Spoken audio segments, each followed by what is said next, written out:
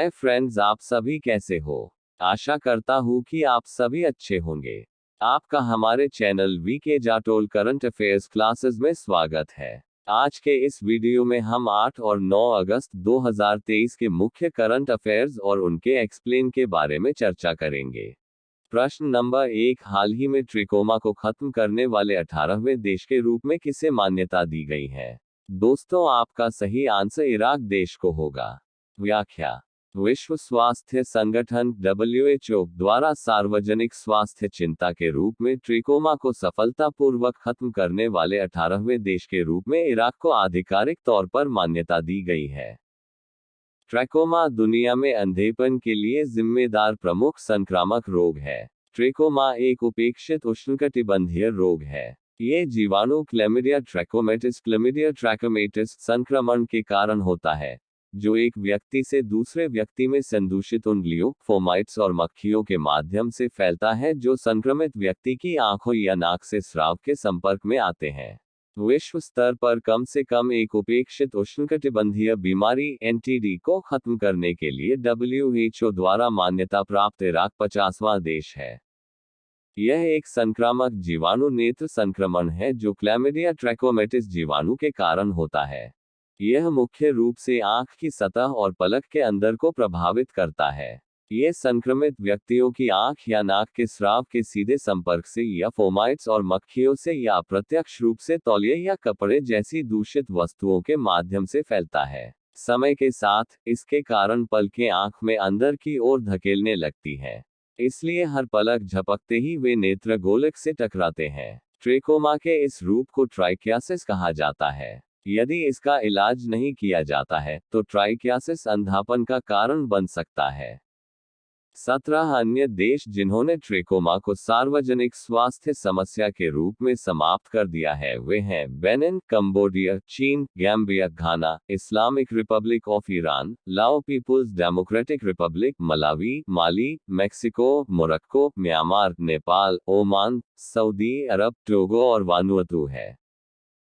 प्रश्न नंबर 2, हाल ही में SAI ने चेयर 4 इंडिया अभियान के तहत कौन सी लघु फिल्म श्रृंखला लॉन्च की है। दोस्तों, आपका सही आंसर हल्ला बोल होगा। व्याख्या: भारतीय खेल प्राधिकरण SAI ने अम्ब्रेला अभियान चेयर 4 इंडिया के तहत एशियाई खेलों के लिए जाने वाले एथलीटों की यात्रा पर उन्हें होंगजो एशियाई खेलों के लिए प्रेरित करने और आगामी एशियाई खेलों के बारे में जागरूकता फैलाने के लिए एक लघु फिल्म श्रृंखला हल्ला बोल शुरू की है।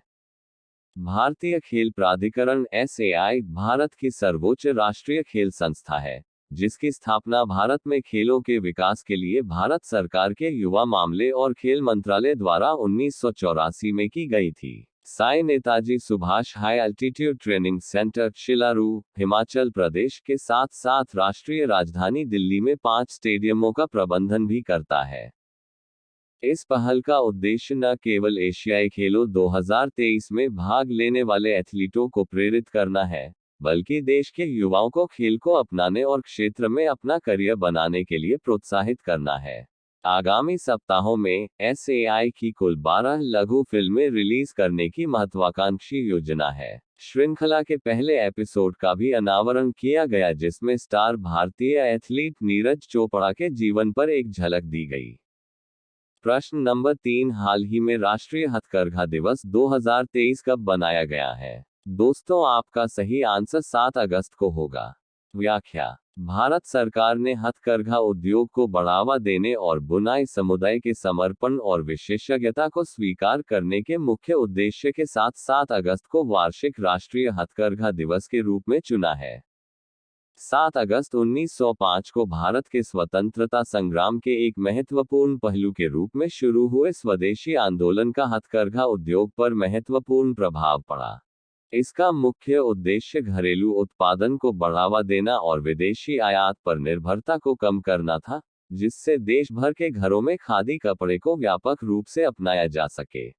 हथकरघा बुनाई और संबंधित भूमिकाओं में 70% से अधिक कार्यबल महिलाओं की होने के कारण यह उद्योग महिला सशक्तिकरण में एक महत्वपूर्ण शक्ति बन गया है।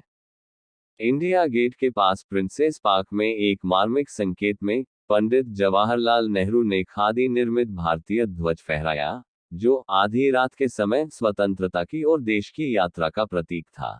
7 अगस्त को अपनी शुरुआत के साथ स्वदेशी आंदोलन ने राष्ट्रीय हथकरघा दिवस को अपना महत्व दिया। 7 अगस्त 2015 को चेन्नई में भारत सरकार द्वारा उद्घाटन और मनाया गया उद्घाटन राष्ट्रीय हथकरघा दिवस इस ऐतिहासिक घटना की याद दिलाता है। प्रश्न नंबर 4, हाल ही में भारत ने बारूदी सुरंगों का पता लगाने के लिए कौन सी अंडरवाटर वाहन लॉन्च किया है?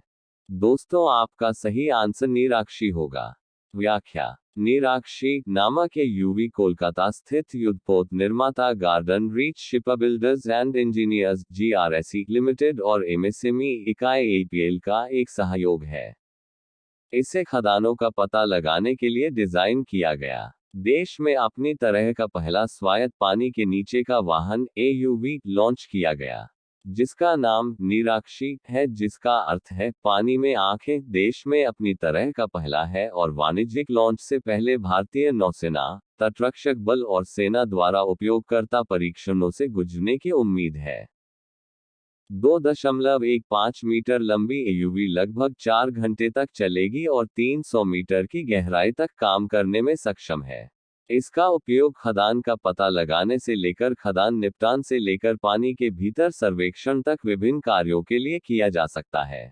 इसकी सहन शक्ति को 200 से 300% तक बढ़ाने के प्रयास किए जा रहे हैं, जिससे इसे मात्र जहाज या तट से तटरक्षक कर्तव्यों के लिए तैनात किया जा सके। प्रश्न नंबर 5, हाल ही में किस राज्य के प्रसिद्ध लोक गायक गद्दार का निधन हो गया है? दोस्तों, आपका सही आंसर तेलंगाना राज्य होगा। व्याख्या: प्रसिद्ध लोक गायक और कार्यकर्ता गद्दार, जो गंभीर हृदय रोग से जूझ रहे थे, का 74 वर्ष की आयु में निधन हो गया। कार्डियक अरेस्ट के बाद पिछले 10 दिनों से हैदराबाद के अपोलो अस्पताल में उनका इलाज चल रहा था। गद्दार, जिन्हें गुम्मदी विठल राव के नाम से भी जाना जाता है, आम लोगों के सामने आने वाले विभिन्न मुद्दों की ओर ध्यान आकर्षित करने वाले उनके गीतों के कारण उन्हें लोगों के गायक का खिताब मिला। इसके अतिरिक्त उन्होंने माँ भूमि और रंगोला काला सहित कुछ फिल्मों में अपने अभिनय कौशल का प्रदर्शन किया। गद्दार का जन्म 1949 में तेलंगाना के मेरठ जिले में एक दलित परिवार में हुआ था। 1980 के दशक के दौरान वह भूमिगत हो गए और भारत में एक भूमिगत communist party people's war group से जुड़ गए। उन्होंने दिल्ली स्थित थिएटर कंपनी जन नाट्य मंडली की स्थापना की, जो बाद में नक्सली संगठन की सांस्कृतिक शाखा के रूप में विकसित हुई। प्रश्न नंबर 6, हाल ही में बिहार किसके संरक्षण के लिए राइनो टास्क फोर्स का गठन करेगा? दोस्तों, आपका सही आंसर गैंडों के लिए होगा। व्याख्या: बिहार सरकार पश्चिम चंपारण जिले में वाल्मीकि टाइगर रिजर्व में गैंडा संरक्षण योजना को फिर से शुरू करने के उपाय सुझाने के लिए राइनो टास्क फोर्स का गठन करेगी।